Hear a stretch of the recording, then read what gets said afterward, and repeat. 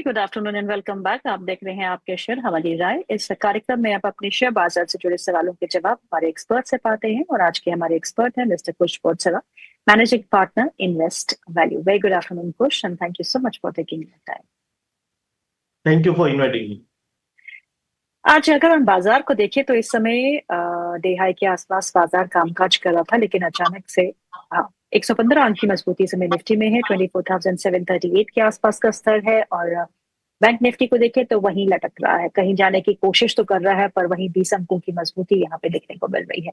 अगर हम Nifty mid cap index को देखें तो यहाँ आधा फीसदी के उछाल देखने को मिल रहा है, पर ओवरऑल आज जो निफ्टी को संभाले हुए है और निफ्टी में जो बढ़त देखने को मिल रही है उसका एक ही स्टार परफॉर्मर है, वो है रिलायंस इंडस्ट्रीज, जहां 2% के आसपास का एक उछाल जो है वो देखने को मिल रहा है। सो कुछ से पहले पूछते हैं कुछ निफ्टी के लेवल्स क्या कहते हैं। सिंपली अगर हम लो से देखें तो 300 से 400 पॉइंट का एक रिकवरी हम देख चुके हैं। सो सब पॉजिटिव्स डिस्काउंटेड है इसमें, या फिर आपको और थोड़ी बहुत शॉर्ट कवरिंग दिखती है यहाँ से? डेफिनेटली मुझे लग रहा है कि निफ्टी में एक अच्छा बाउंस मिला है, बट वीकली या मंथली टाइम फ्रेम पे अगर बिगर टाइम फ्रेम के चार्ट्स देखे तो 25250 लेवल जो है अभी भी स्ट्रिक्ट रेजिस्टेंस है। तो मेरा मानना ये है कि ठीक है, छोटे मोटे इंट्राडे ट्रेड्स या स्विंग ट्रेड्स मिलते हैं तो trader should go ahead, but बड़े एग्रेसिव लॉन्ग्स नहीं करने चाहिए जब तक 25250 ऊपर की तरफ ब्रीच नहीं होता, क्योंकि कई बार हमने देखा है वहां से हमने रिवर्स किया। और आपने जब राइटली मेंशन किया, बैंक निफ्टी सपोर्ट नहीं कर रहा है, यानी बैंक निफ्टी अभी भी हाई से काफी नीचे ट्रेड हो रहा है। तो मैं थोड़ा कॉशियस हूँ। मैं इन पर्टिकुलर पोजिशनल कॉल्स पे जो मैंने रेकमेंड किया क्लाइंट्स को, उसको 25250 के स्टॉप लॉस अभी भी शॉर्ट्स होल्ड कर रहे हैं, जो 25,000 पे हमने रेकमेंड किया है। I would recommend to hold your shorts at least for this week. Okay, और रिलायंस पे क्या कहेंगे आप? 2% के लगभग का इजाफा है। आज निफ्टी को चमकाने वाला तो रिलायंस ही है। डेफिनेटली आप वही, सबसे मेरा दिक्कत या डर जो लग रहा है वही है कि हर रोज कोई नया स्टॉक सपोर्ट कर रहा है, नहीं सब एक साथ टीम वर्क नहीं कर रहे। आज रिलायंस सपोर्ट कर करेक्ट। रहा था, कल कोई और सपोर्ट कर रहा था, लेकिन मुझे लग रहा है कि सबका एक साथ टीम वर्क होना जरूरी है अगर हमको कुछ अच्छी तेजी देखनी है।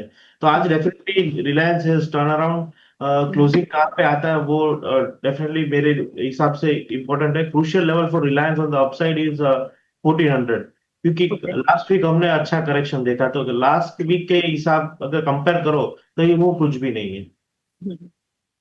चलिए, सवाल जवाब का सिलसिला हम शुरू करते हैं और हमारे फर्स्ट व्यूअर जो है वो है अखिलेश यादव जी। अखिलेश यादव जी अपना सवाल पूछ रहे हैं। वो पूछ रहे हैं आरईसी के बारे में। उनके पास आरईसी और जेडब्ल्यूएल।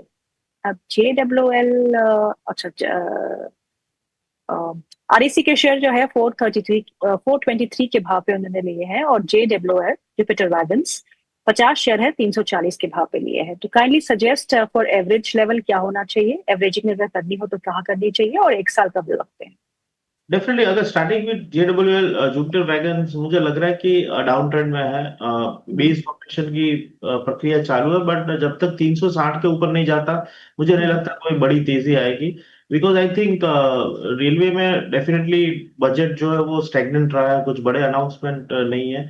तो मुझे लग रहा है कि वेट एंड वॉच, अभी 1-2 महीने वेट करते हैं एवरेजिंग के लिए, जस्ट बिफोर बजट में भी कुछ ऐसा लग रहा है, मोमेंटम दिख रहा है तो हम एवरेज आउट करेंगे, वरना you can hold your existing position with 320 stop loss.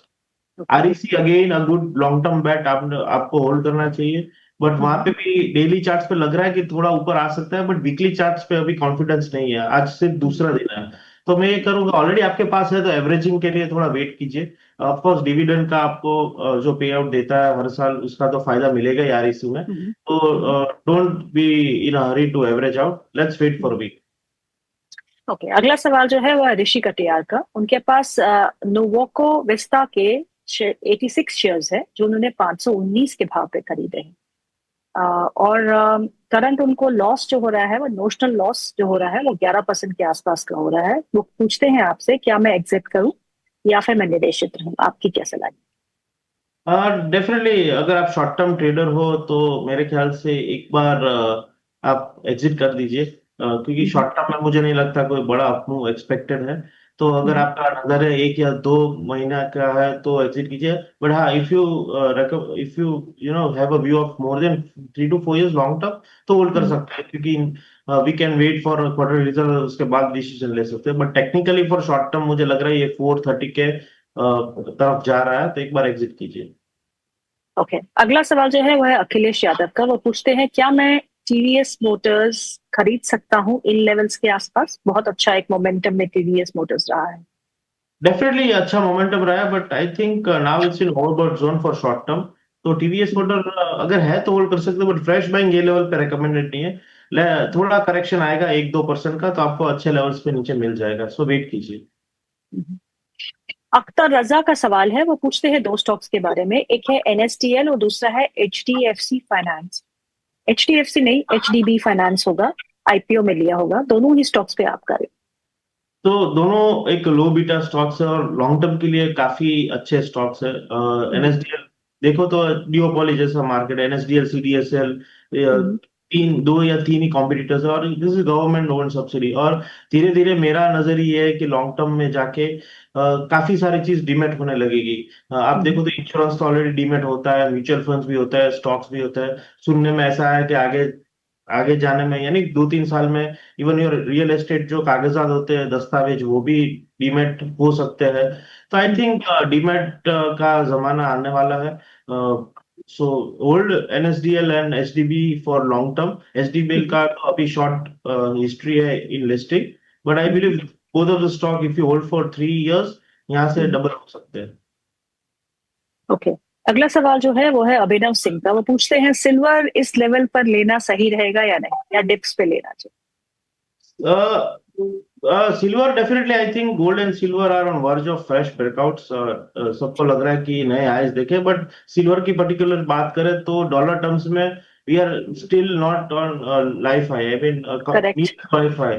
तो 2011-12 में शायद ये लेवल्स थे, if I am not wrong. तो आई थिंक सिल्वर पे तो खरीद लो ये लेवल पे भी। आई डोंट नो क्या न्यूज आने वाली है, जियो पॉलिटिकल में कुछ होता है, बट आई थिंक सिल्वर में अभी भी there is a fees left. Yes, volatile रहेगा, क्योंकि आप पीटीएसआई जैसे ही मैं चार्ट्स खोल रहा हूँ, 2011 अप्रैल में हमने डॉलर टर्म में 49 का हाई देखा है। अभी तो हम 41 पे हैं, तो अभी भी 10-15% लाइफ हाई से दूर है। तो still more rally in silver. If you can hold silver for next 3 years, आप सिल्वर 20 बाय कर लो।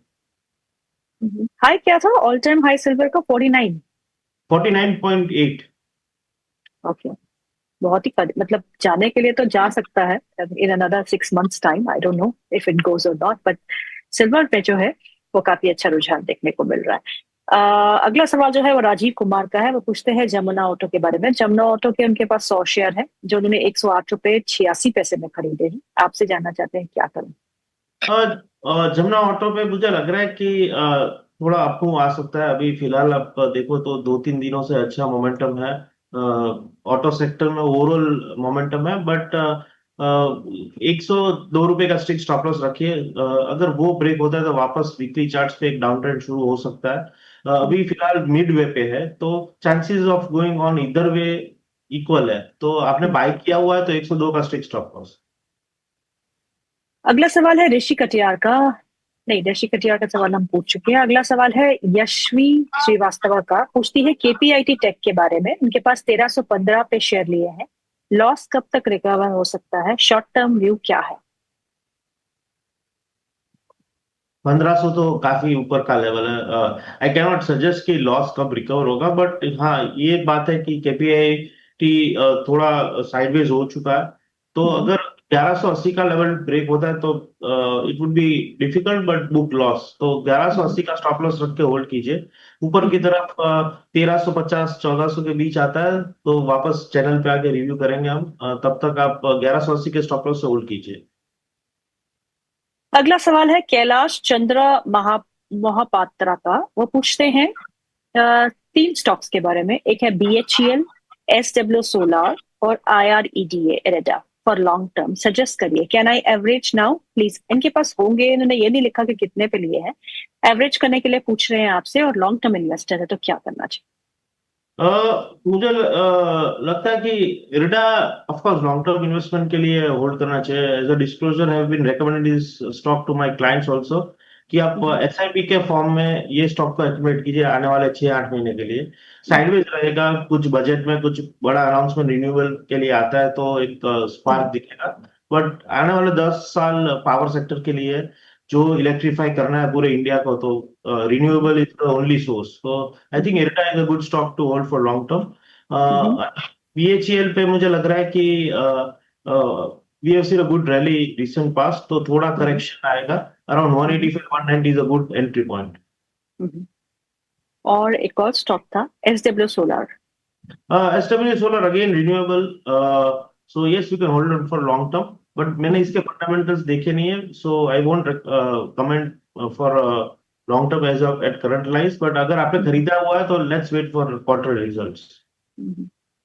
अभिनव सिंह का सवाल है, पूछते हैं अपोलो माइक्रो सिस्टम्स के बारे में। ये तो धुआंधार स्टॉक बन गया है और अपोलो माइक्रो सिस्टम्स में पिछले 1 महीने में 65% से ज्यादा की मजबूती देखने को मिल रही है। आज भी ये स्टॉक जो है अच्छा प्रदर्शन दिखाते हुए क्या करना है लेवल्स पे अब? नहीं नहीं, ये लेवल्स पे अगर खरीदा हुआ है तो शॉर्ट टर्म के लिए प्रॉफिट बुक कीजिए। अगर आप लॉन्ग टर्म इन्वेस्टर भी हो तो भी मेरा मानना है कि थोड़ा नफा वसूली जरूरी है। वापस नीचे आएगा जर तो हम खरीदेंगे, क्योंकि 10 में से 2 ही स्टॉक ऐसे होते हैं जो वन वे नॉन स्टॉप ऊपर की तरफ जाते हैं, वरना थोड़ा तो नीचे रिएक्शन आता ही है और लोग फंस सकते हैं हायर लेवल्स पे। तो टीवीएस मोटर है, अपोलो माइक्रो सिस्टम है, आज के दिन खरीदारी मत कीजिए, थोड़ा नीचे आने दीजिए। सुहेल का सवाल है, वो पूछते हैं जेजी केमिकल्स के बारे में। जेजी केमिकल्स एवरेज प्राइस है उनके पास 476 का। मैं क्या रेंज प्ले, ये रेंज पे है वो ये कहना चाह रहे हैं, तो कह रहे हैं कि कौन सी रेंज इसमें प्ले की जा सकती है, that is what he is asking. तो टेक्निकली स्पीकिंग मुझे लगता है कि जेजी केमिकल्स में आप 458 460 के स्टॉप लॉस से बाय कर सकते हो।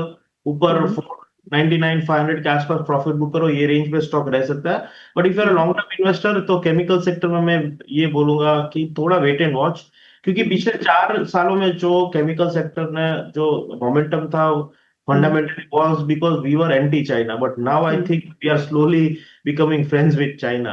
तो केमिकल सेक्टर में थोड़ा इंपोर्ट शुरू हो जाएगा तो वापस कंपटीशन बढ़ेगी केमिकल सेक्टर में, तो आई थिंक मार्जिन प्रेशर रहेगा। So avoid for long term investment, but if you want to play range short term 465 to 499। Umesh Kumar ji का सवाल है, वो पूछते हैं पारादीप फॉस्फेट के बारे में। पारादीप फॉस्फेट के बारे में कुछ बता दीजिए सर। डेफिनेटली ये स्टॉक मुझे लगता है कि अभी इसमें थोड़ा अवॉइड करना चाहिए। डेफिनेटली एक अच्छा मोमेंटम आया था पिछले 1-2 महीने में, बट आज जिस हिसाब से वो स्टॉक गिरा है, एक नेगेटिव डाइवर्जेंस हो रहा है, यानी जो इंडिकेटर्स का मोमेंटम डिस्प्ले करते हैं वो already have move toward south, यानी डाउन साइड जा रहा है। तो स्टॉक्स को अवॉइड कीजिए, है तो एक बार exit. I think around 200 levels support है, अगर वो ब्रेक होता है तो 165 तक आ सकता है। सो अवॉइड। हम इसको नेक्स्ट वीक फिर से रिव्यू करेंगे। ओके। अगला सवाल है दानिश का, वो पूछते हैं, मुजफ्फरनगर से हमें लिख रहे हैं। वो पूछते हैं उनके पास दाम कैपिटल DAM कैपिटल के 250 शेयर है जो उन्होंने 350 के प्राइस पे लिए हैं। 1 साल का व्यू रखते हैं, तो आपका नजरिया क्या हो? डेफिनेटली आई थिंक अभी ये जब से लिस्टिंग हुआ है तब से लगातार गिरता जा रहा है। बट मुझे लगता है कि 200 एक स्ट्रॉन्ग सपोर्ट है। अगर 200 के नीचे जाएगा तो इसको एग्जिट कर दीजिए, और 275 280 आता है ऊपर की तरफ तो हम रिव्यू करके वहां पे प्रॉफिट बुक करेंगे या एग्जिट करेंगे। बट फिलहाल आप 200 के स्टॉप लॉस से होल्ड कर सकते हैं।